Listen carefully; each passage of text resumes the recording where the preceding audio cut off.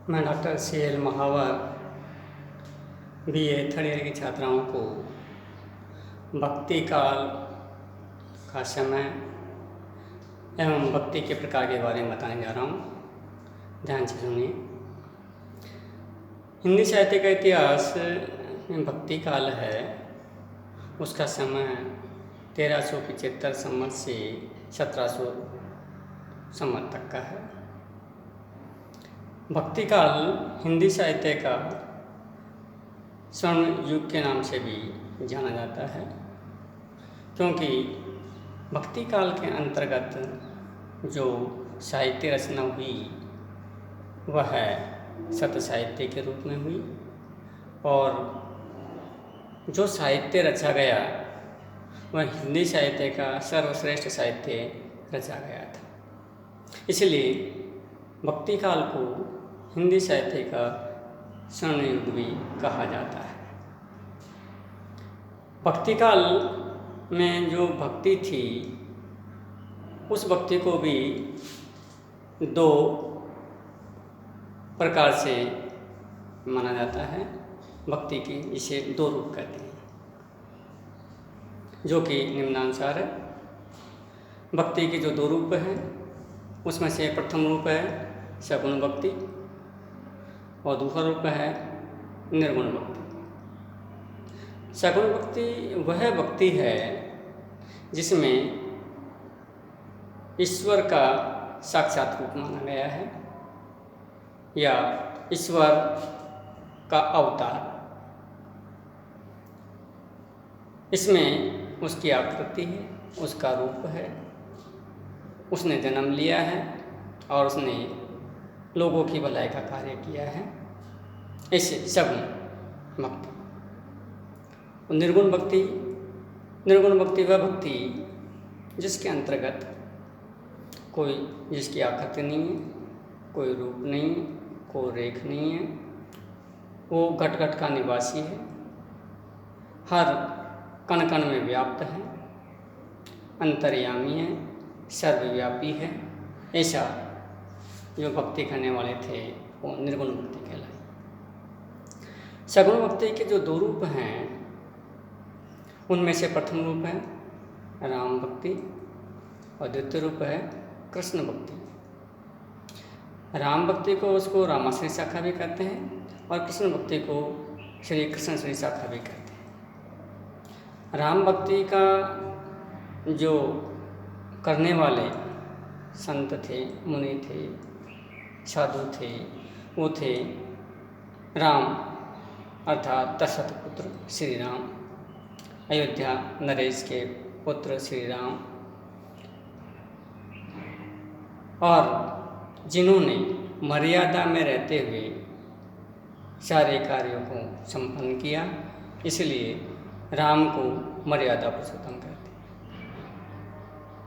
क्योंकि उन्होंने भारतीय संस्कृति के जो आदर्श रूप को प्रस्तुत किया है वो बड़ा महत्वपूर्ण है। क्योंकि राम ने जो कार्य किए एक साधारण मनुष्य के रूप में रहकर कार्य किए हैं, इससे संदेश मिलता है कि समाज का प्रत्येक व्यक्ति राम की तरह रह करके कार्य करें, जिससे कि समाज में एक उच्च कोटि का समाज बने। समाज के नियम हैं, समाज के जो कानून हैं, समाज के जो समाज द्वारा बनाए गए जो नियम हैं, रीतियां हैं, परंपराएं हैं, वो सब लोग मिलकर के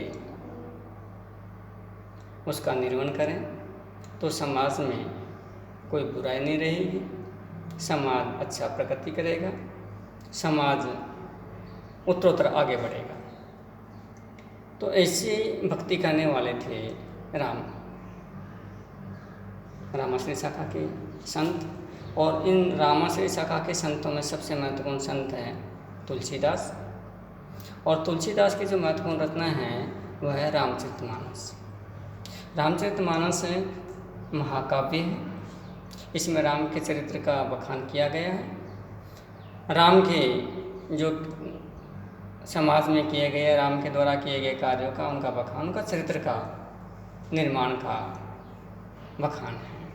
अब उन्होंने किस प्रकार से समाज में रह करके एक राजा के रूप में, एक व्यक्ति के रूप में जो कार्य किए वो श्रेष्ठ थे, बहुत महान थे। यदि इसी प्रकार से समाज के लोग रह करके काम करें तो समाज निश्चित रूप से आगे बढ़ेगा, श्रेष्ठ होगा। दूसरी शाखा थी कृष्ण जन्य शाखा। भगवान कृष्ण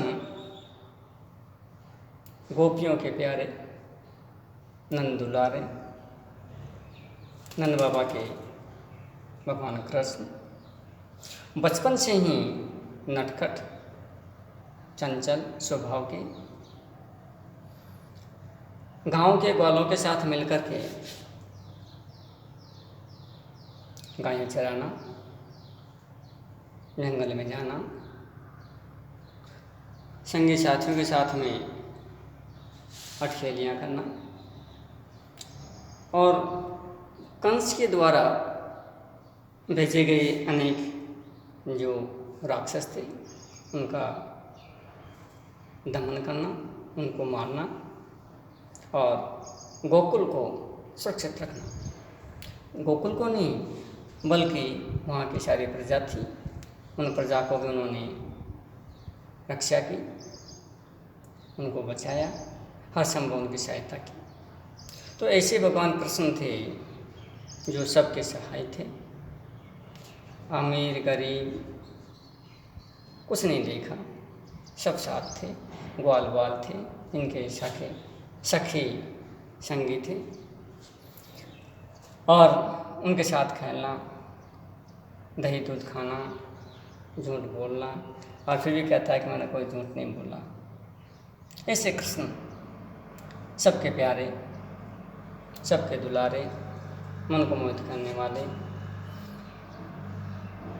ऐसे कृष्ण भक्ति जिन संत मुनियों ऋषियों ने की उनमें सर्वश्रेष्ठ सूरदास थे।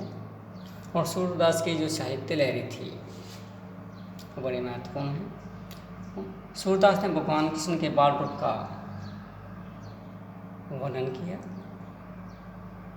जो कि बड़ा मनमोहक था, और कहता था आखिर मैंने माखन नहीं खाया, मैंने ही माखन खाया। तो किस प्रकार से अपनी चतुरता के साथ अपनी बात को प्रकट करते थे। ऐसे जो सगुण भक्ति थी उसमें रामाश्रय शाखा और कृष्णश्रय शाखा थी। अब निर्गुण भक्ति की बात करें तो निर्गुण भक्ति में पहले आती है प्रेमाश्रय शाखा, यानी प्रेम को उदात्त रूप में प्रस्तुत करना। इस शाखा के कवि थे, मुस्लिम कवि थे, और मसनवी शैली के अंतर्गत इन्होंने जो काव्य रचनाएं की उसमें जायसी बड़े प्रमुख थे, मलिक मोहम्मद जायसी।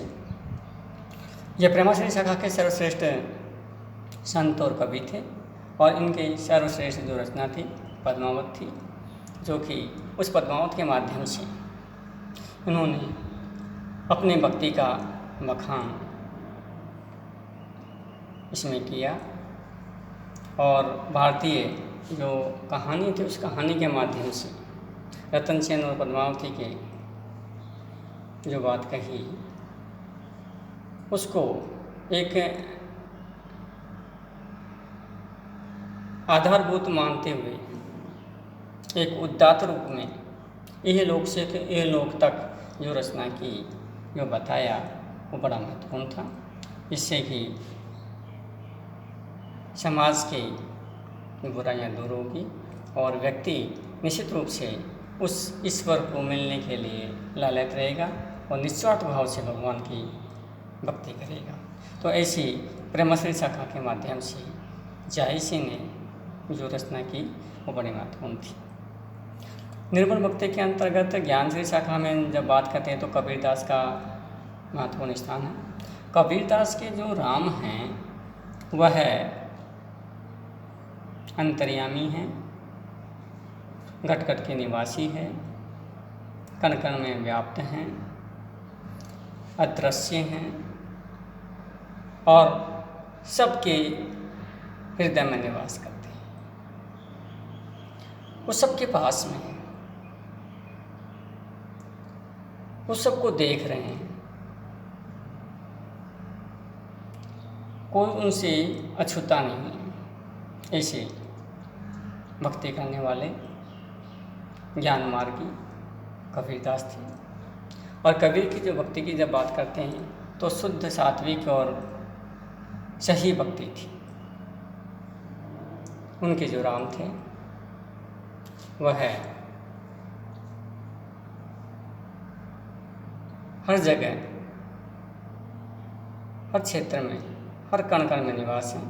बस उसको हृदय से, पवित्र हृदय से, शुद्ध मन से उसको याद करें तो निश्चित रूप से वो आपके पास में हर संभव, हर क्षेत्र में, हर बार, हर जगह आपकी सहायता के लिए तत्पर रहता है।